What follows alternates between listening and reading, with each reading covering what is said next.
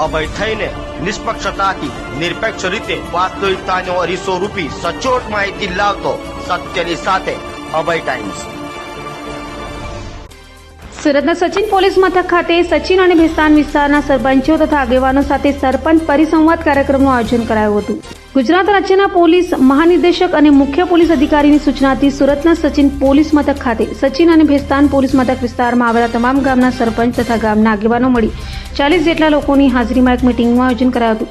આ મિટિંગનો મુખ્ય હેતુ ગ્રામીણ સ્તરની પોલીસિંગ વધુ મજબૂત અને અસરકારક બને અને ગામડાઓમાં કોઈ પણ બનાવ બને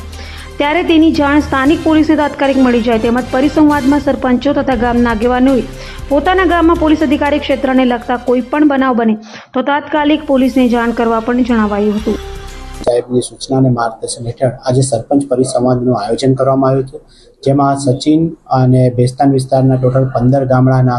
સરપંચો તથા તેમના પ્રતિનિધિ હાજર રહ્યા હતા અને તેમને પોલીસના અલગ અલગ 3 વાત અમારી 3 વાત તમારી, cyber crime, traffic rules, BNS નવા જે કાયદા થયા છે BNS અને BNSS એની સમજ આપી છે તથા હની ટ્રેપ જે થઈ રહી છે એ બાબતમાં જાગૃતતા ફેલાવવા, એ સિવાય ગુડ સમર રિટર્ન એટલે રાહવીર યોજના જે થઈ રહી છે જેની પણ સમજ આપવામાં આવી। એમના તરફથી જે કંઈ પ્રશ્નો હતા તેની પણ ચર્ચા કરવામાં આવી। આમ સુંદર એક સારા